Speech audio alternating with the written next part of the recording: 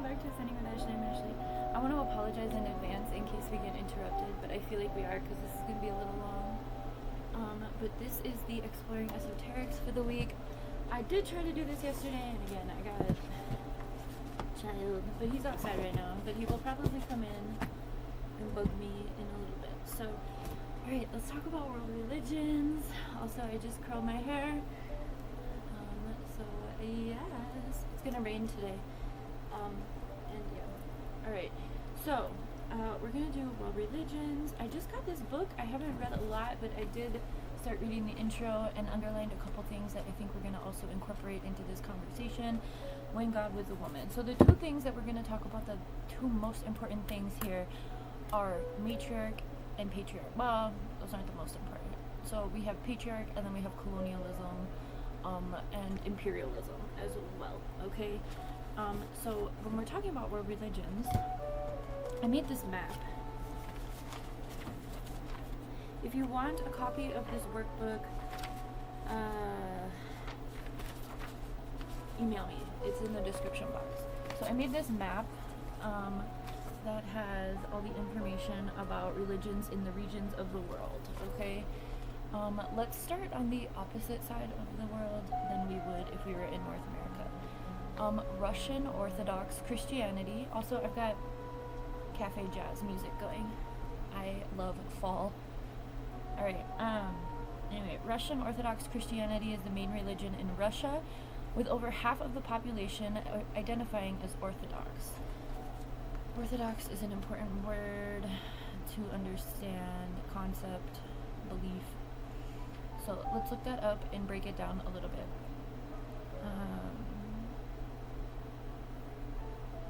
I'm sorry if I feel like I'm rushing. I just know that this kid's gonna grind my gear. Orthodoxy refers to adherence to established or mainstream beliefs, especially in religion. Term can also describe conventional methods like Orthodox medicine or specific so conforming to creed, it signifies an adherence to a correct, mainstream, or classically accepted creed or set of beliefs.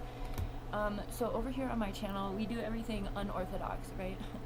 We break the mold, we break ourselves free from these systems, we don't do shit just because everyone tells us that's how it needs to get done, right? Religion-wise, politically, whatever, okay?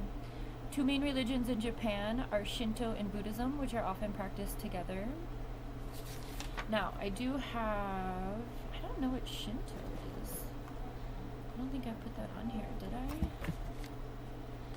So, there's three main religions. Most people are familiar with Christianity, Judaism, and Islam. So Christianity is the umbrella. Catholicism is within Christianity, in case you didn't know. Now there are other rogue religions that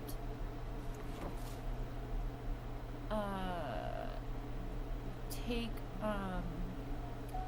Shinto is indigenous religion of Japan focused on worshipping the kami, spiritual beings believed to inhabit the nature and all things. So it's a very pagan. So Japan is not, there's probably people in Japan that practice the three main religions, but the three main religions, as we know, are the reason that there are conflict, right? And they are also the warring religions used for colonialism, right? So Catholicism used like residential schools here in the United States and in Canada to prey upon indigenous Native Americans, okay? It's an example. Alright, another example would be, so like under Christianity, within Christianity, Islam, and Judaism, all of them believe in one God, okay? They all have varying like commandments and things like that, which actually stem from the 42 laws of Mayet from ancient Egypt. All religions now are based within ancient religions, taking and making their own, using as a tool for control and obedience, right? That's the main thing to get across is religion is used to control and control people and ensure obedience, while also colonizing. Okay. The People's Republic of China protects citizens' freedom of religious beliefs, and the government officially recognizes 5 religions: Buddhism, Taoism, Islam, Protestantism, and Catholicism. So Protestants are also under the Christianity, as well as evangelicals, which is like the fucking psychos that we're dealing with here in the United States. India is a religiously diverse country with many major religions, including Hindu, Islam, Christianity, Sikhism, Buddhism, and Jainism. Christianity is the most common religion in Australia, with 43.9% of the population identifying as Christian in the 2021 census. Other denominations are Catholic, Anglican, Uniting Church, Presbyterian, Reformed, Baptist, Pentecostal. So those are all branches within Christianity. I grew up Presbyterian. I left the church when I was about 15 after my youth pastor told me that my dad's cancer was due to his own free will. So essentially my youth pastor said, your dad died because he wanted to. And I was like, no. I'm not, no, bye. And I never went back. Alright, I was like very involved in the church. I was like a youth deacon. But yeah, after he said that to me, I said, you're wrong. No. I don't believe that, even to this day, it kind of set off this journey for me of like free will versus like fate, divinity. And at this point in time, I understand that like, yeah, we all have choices to make. We all get to make choices about our lives, but like we also have consequences. But I don't think that cancer is a choice of free will by any means, right? However he did get that cancer, it was systemically based, right? He was started off as a truck driver, worked his way up through the corporate world, right? So like whatever he was, knew we were going to get disrupted intensely as well. Hey, I'm working. What's up? Did you hurt your toe? Oh gosh. Okay, let's get a band-aid and then I'm gonna keep working.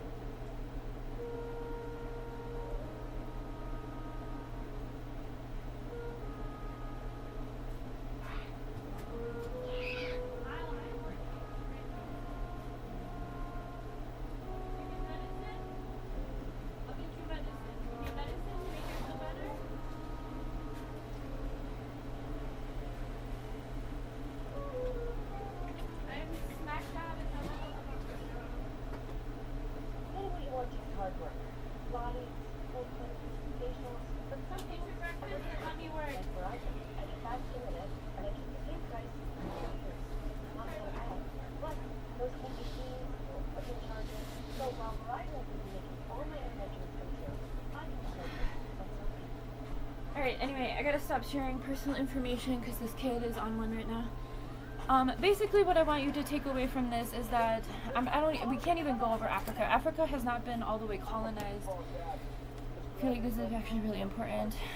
So South America, Roman Catholicism, of course we know that came from the colonizers of Europe, Spain, things like that. And I want you to know that in all of these places there were indigenous religions or spiritual practices, cultural practices already in place. And I think that's the most important thing is like when we're looking at, oh my God, why so many fucking interruptions? I'm sorry guys, I'm doing the best I can. So anyway, when we're thinking about cultural practices, so like the reason like Catholicism use residential schools is because that's what they do, and I mean that's what we've been seeing in Palestine too. I mean that's clearly a farce is the religious differences between Judaism and Islam. However, I had this shirt when I went to the School of the Americas protest. I got this shirt that said peace in all three languages, in Hebrew, English, Hebrew, I think it was Spanish because it said paz. In Islam, it had an Arabic writing as well. And I think that's the thing is like, the most important takeaways that I want to make are the ways in which religion has flipped matriarch upside down. So this planet was ruled by matriarch for billions of years, right? Women. And let me read a little excerpt that I underlined. If we are ever to fully understand how and why men gained the image of the one who accomplishes the greatest and most important deeds, while women were regulated to the role of ever-patient helper, and subsequently assured that this was the natural state of the female-male relationships, it is to these remote periods of human history that we must travel. It is the ancient origins of human civilization in the initial development of religious patterns that we must explore. And that's what I really want you to take away. That's literally like the very first page of this introduction. So this is going to be a really good book for me. I'll probably do this again after I read this. But I think that's the main thing is like right now what we're witnessing at this global scale are women and children being preyed upon. I mean, preyed upon blatantly, and that's the patriarch. But I want you to understand that the patriarch uses men as tools for their own, right? And I think that we've talked about circumcision in the past, but I feel like that's like the role of circumcision, I think, is like the very first deed, and this is very common in African cultures to have circumcision or genital. It's a very touchy topic. As a Western woman who does not practice these cultural practices, I have feelings about genital mutilation. I personally believe that circumcision on males is also genital mutilation, not just the sewing of the vagina or the removal of the clitoris, which does happen in certain cultures still to this day. There are ceremonial rites of passage. Not my place, just saying, I think that those practices are used as tools for submission and control. That's all I'm going to say about it. I've read a lot of books about female genital mutilation, but that's not something that I've ever experienced. Obviously, my son has never experienced this either. I made sure to break that cycle. But I feel like that's how the patriarch uses men, is they cut the piece of you very early on, and then you serve in this space of always searching for something that's missing, and serving those that took it from you at like a subconscious level. It's a spiritual warfare, in my opinion. It's this bridge between the spiritual and physical warfare, and also like individualism as well. So the Middle East has many religions, including the three major Abrahamic faiths: Islam, Christianity, and Judaism. Europe's main religions, including Christianity, Islam, Judaism, and others. Africa has many religions, including monotheistic religions. So most important, the Abrahamic religions were written by men. The doctrines were all written by men. The prophets were written by men. There are women present that were removed. There's entire books of the Bible that have been removed. Edith, Ruth, Mary Magdalene, other women who did have gospels of the Bible, they were removed again for certain versions of control. We also know that within the initial times of slavery here in the United States, so we understand how religion was used to go after indigenous folks, but within the slavery realms of the United States, language changes, cultural changes, the books that they would offer. So a lot of enslaved people came from a country where they weren't speaking English, a different language, right? So slave owners use that to their advantage, and they do that today still. We're seeing this right now. If you're in America, speak English, right? Like, what the fuck? So those are all ways in which religion has used its, I don't believe, I believe that people can believe whatever they want to believe, but when you get into a space of, like, I have this guy who helps out at my house, and he always starts religious conversations, and we are not religiously aligned, and I'm like, I don't know why you keep doing this. Like, I don't know if you're trying to convert me back to the church or what, but he grew up Mormon, and now he's within this Christian bubble, right? And the other day I said something about Rastafarians to him, and he's like, I don't know what a Rastafarian is. And I said, well, they believe that the Messiah is alive, like the Son of God is alive in a human body, like somewhere on the planet. Like, it's a Caribbean culture, essentially. You know, Bob Marley was a Rastafarian. And I did a project about, or like a report on Rastafarians in like 5th grade. I remember. Anyway, and he went immediately silent. And that's this cognitive dissonance when you're not able to allow new information because your beliefs have this like chokehold on you, right? So he's like, and then he like flipped out on me like a few minutes later. We were like in the middle of a conversation, and he goes, "You're so dismissive." And I'm like, literally, if there's anyone I'm going to be dismissive to, it's going to be you, because you totally fucked me over. This was the guy that fucked up with the ambulance, and he's my landlord's help, so I have to use him as well. Anyway, but he like always crosses the line, and then he gets himself uncomfortable. Let's talk about Baha'i. Baha'i was developed in Iran in the 19th century. Baha'i is another example of a monotheistic religion. So there's a difference between monotheistic and So monotheistic means that they believe that everyone is, all religions are all-powerful God, and reject the existence of other deities. Oh, they only believe in one God. Oh, whoops, I thought they believed in... Oh, I used to be really into Baha'i. So there's 7 Baha'i temples. The reason I know this is because I did a report on Baha'i in my undergrad. And there's a Baha'i temple in Evanston where my aunt and uncle live. And so there's only 7 in the entire world to honor. There's one on each continent, and the one in United States is in North America, is in Evanston, which is North Chicago area. And they have swastikas, because swastikas were a cultural representation of peace at one point in time, until it was co-opted by Nazis, of course. But so there's like these big temples. I think I did go to a service, but I don't really do services. But it was interesting, because I thought that Baha'i really believed that like all religions are legit, everyone is a cool thing, okay? I don't agree with one God only, but that's my personal take.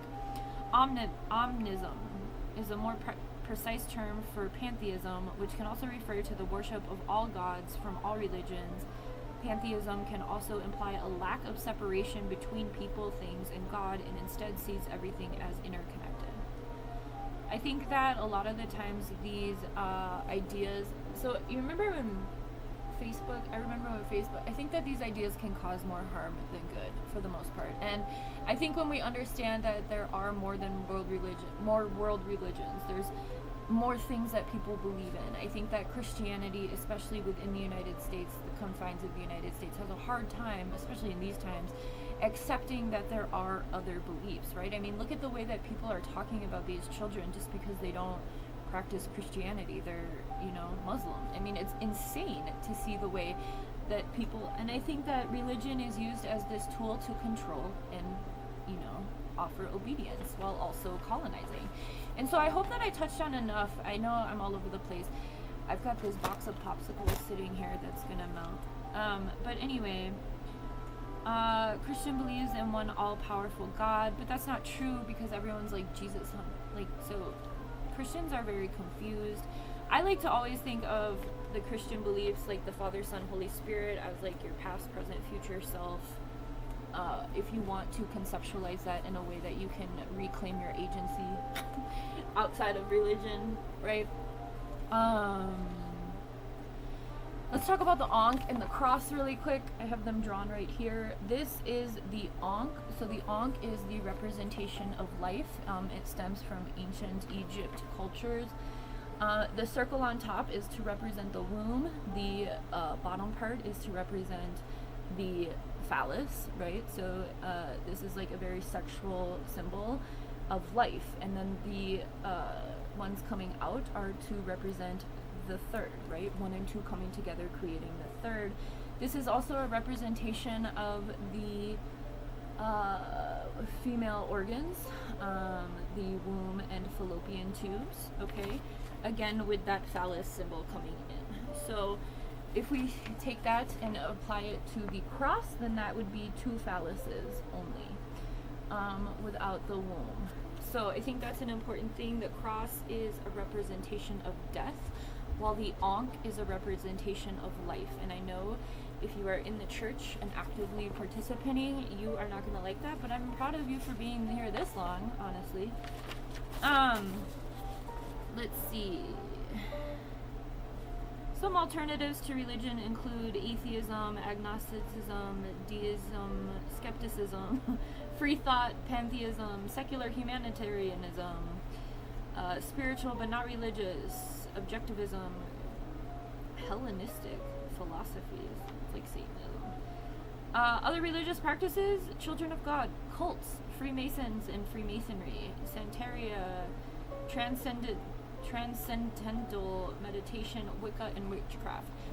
I think there's a very distinct difference in my personal opinion and beliefs and knowledge of religion and spirituality. Spirituality is very much a personal journey between you and whatever you believe. That's what we do over here. We get to know ourselves so deeply that we don't really need to rely on anyone outside of ourselves, not in an egotistical way, but in a way of like full-on faith. I believe that whatever created me and created the nature and world around me, I'm not talking about the systems, I'm talking about the natural world. I have very paganism beliefs, very spiritual beliefs, but I've been on my own journey. I told you a little bit about that. But I want you to understand, and I've talked about this and many times, even Baby Daddy has gotten on here and also talked about religion. We both have similar stories in why we left the church. He left the church because he wanted to party and be forgiven right before he died. I left the church because they were feeding me bullshit. And so if you have experienced, there's this movement right now called deconstruction, where a lot of people who have experienced or left the church, especially those of us millennials, a lot of us left and have deconstructed the beliefs, right? And so as we become these cycle breakers for our families and for our generations after us, this is part of that process, right? And I'm only speaking from my point of view. You know, there's a lot of point of views of people. I think there's a lot of things that religion can offer, like community and support.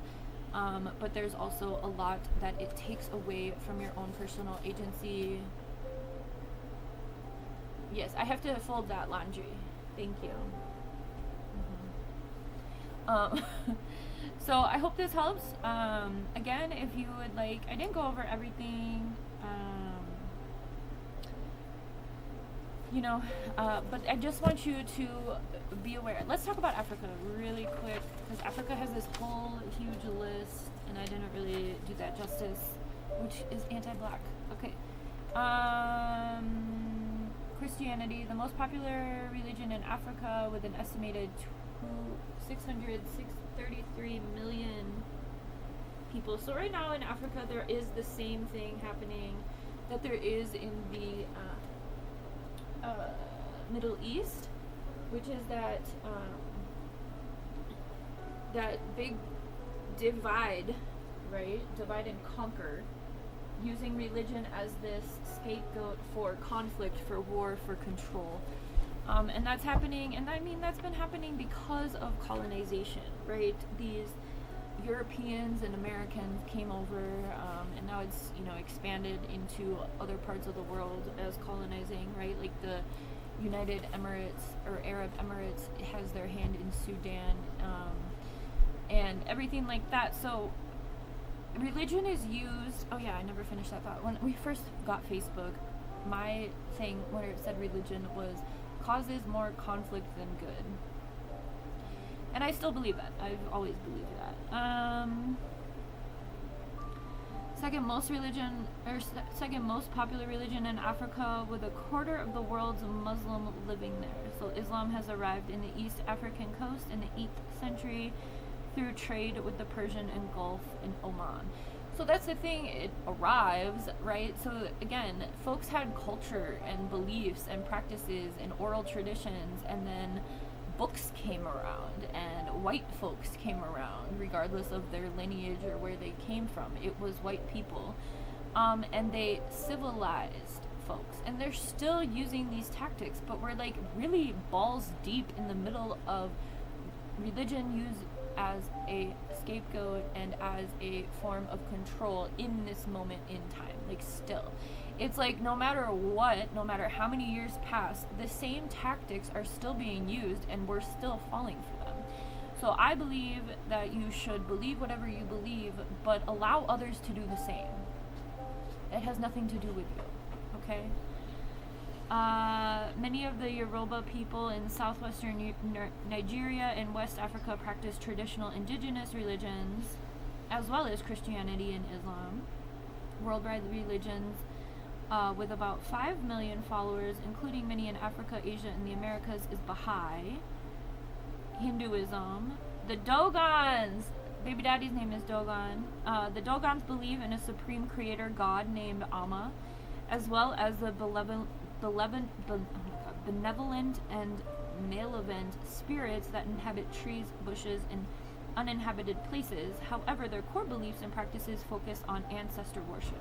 The Dogon people were the people who mapped out Sirius B within the Canis Major constellation, which we've been talking about a lot lately, because that's what the Lionsgate portal on August 8th is. And Canis Major is right next to Orion, which ancient Egypt, the pyramids in Giza are lined up with Orion's belt. The Dogon people are in Mali, the country of Mali. Anyway, Voodoo, monotheistic religion that recognizes a single supreme spiritual entity or god known by different names. So Voodoo, Protestant as well, with roots dating back to 1652. So that's what within the slave trade time, where they were bringing religion as a form of control. I didn't go over the Caribbeans, but I know a lot of voodoo religions and deity practices. There are a lot of indigenous practices within the Caribbean still. And folks who have that lineage also continue to practice that, like in Louisiana and stuff, New Orleans. So South America, really quick. Catholicism has been blended to practices of Native Americans and Africans, resulting in a unique festival such as Mexico's Day of the Dead. So even within that, even within the colonization, even within the brainwashing, I'm gonna call it what it is.